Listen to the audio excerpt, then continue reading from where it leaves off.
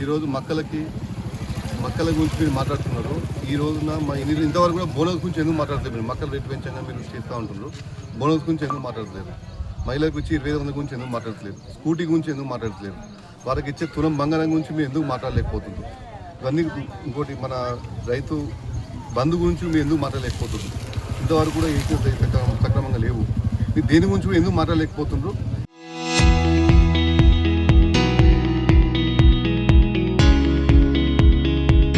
ఇది ఒక్క మక్కల గురించి మాట్లాడడానికి దాని గురించి మీరు భజన ఎందుకు చేసుకుంటారు? ఇది ఒకటి మన మల్కాపూర్ గ్రామాన్ని కూడా మండలం చేస్తా అని చెప్పింది. కాబట్టి మల్కాపూర్ గ్రామాన్ని కూడా మండలం చేయడం కోసం మనందరూ వచ్చిండ్రు. మండలం ఎప్పుడు ప్రకటిస్తారో అది కూడా మీరు వివరణ ఇవ్వాలి. బోనస్ గురించి మీరు అసెంబ్లీలో ఎందుకు మాట్లాడలేకపోతున్నారు? మీరు మక్కల గురించి మాట్లాడారు. బోనస్ గురించి అసలు ఎందుకు మాట్లాడలేకపోతే మీకు ఎందుకు నోరు రావట్లేదు? బీఆర్ఎస్ ఎమ్మెల్యే నెల మీరు ప్రతి నెల బీఆర్ఎస్ ఎమ్మెల్యే జీతం తీసుకుంటున్నారు కదా, ఆ జీతానికి తగ్గట్టుగా మీరు న్యాయం చేస్తలేరు. ఆ జీతం తీసుకుంటున్నారు కానీ కొట్లాడలేకపోతున్నారు. ఎందుకు చేస్తారు? ఎందుకు కొట్లాడలేదు? ఎవరికి భయపడుతుంది? దేనికోసం భయపడుతుంది? మీకు అందరూ మేము ఉన్నాం, మీ అండగా ఉంటాం. ప్రతి విషయం మీకు తోడే ఉంటాం. మీ అందరి కోసం మేము ఉన్నాం. మా కోసం మేము ఉన్నాం. మా పార్టీలో కొనసాగిస్తూ ఇవన్నీ కూడా నువ్వు అసెంబ్లీలో మాట్లాడి రేపు జరిగే అసెంబ్లీలో కూడా నువ్వు గట్టిగా మాట్లాడాలి. నీకోసం మీ అందరం కూడా అసెంబ్లీకి వస్తాం. అసెంబ్లీ నువ్వు మాట్లాడకపోయి అసెంబ్లీ ముట్టడి చేస్తాం.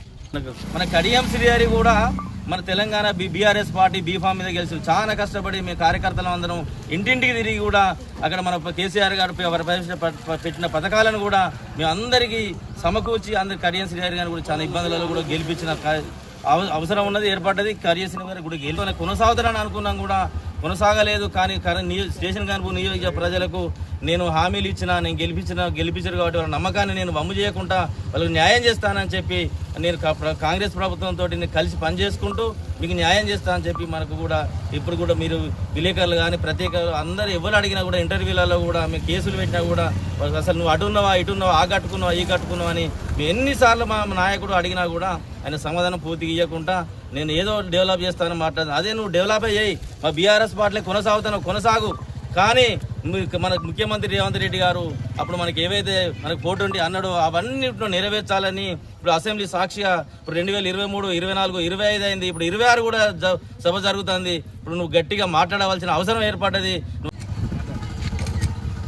నేను గత ప్రభుత్వంలో కాంగ్రెస్ లో మస్తు కష్టపడి పనిచేసిన చేసిన వాళ్ళ అరాచకాలు నాకు నచ్చక నేను మీరు చేసే కార్యక్రమం బీఆర్ఎస్ పార్టీ చేసే కార్యక్రమానికి ఆగ్రహించి రాకేష్ రెడ్డి చాలా సేవలు చేస్తుండే ఊరి మల్కాపూర్ గ్రామానికి ఆయనకు ఆకర్షించి నేను బీఆర్ఎస్ పార్టీలో చేరుతున్నా.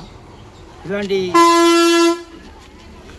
ఇప్పుడు ఏ హామీలో కానీ కళ్యాణ్ గారి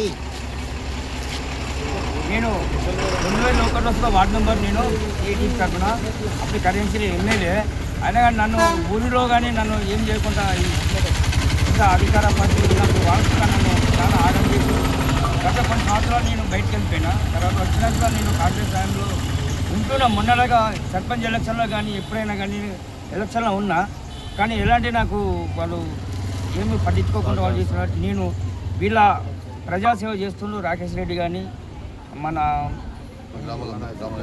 గ్రామ నాయకుడు వాళ్ళ పేటీ అధ్యక్షులు గారు మాకు ఇస్తానన్న తులం బంగారం ఏది మా ఆడపిల్లలకు ఇస్తామని ఇవ్వలేదు. ఆ పైసలు కూడా మాకు రైతు బంధు కూడా ఎత్తలేడు. 2 సంవత్సరాల కానీ మాకు రైతు బందే లేదు. మళ్ళీ పోతే ఇది ఏంటిది ఇంకోటి 2500 కూడా ఎత్తా అన్నాడు. అది కూడా లేదు మహిళలకు. అది కూడా లేదు. గ్యాస్ మొద్దులు కూడా 450 ఉచితం గ్యాస్ అన్నాడు. అది 1050, 1100 ఇస్తాను గ్యాస్ మొద్దు ఇస్తారు మాకు లేదు. కాలు కూడా పోయింది సార్. 5 సంవత్సరాలు సబ్సిడీ కట్టు కూడా వచ్చినాయి. ఆయన కాలు పింఛనే లేదు. ఒకటే కాలు ఉన్నది ఆయనకు. 6000 పింఛన్ ఇస్తా అన్నారు. పింఛన్లు వేస్తాను ఇవన్నిటి గురించి నిన్ను అసెంబ్లీలో అడుగుండ్రి. 4,000 వేసి ఓట్లు వేసి గెలిపించుకున్నాం సార్. మాకు జడ్పీడి కూడా మేము గెలిపించుకున్నాం సార్ని.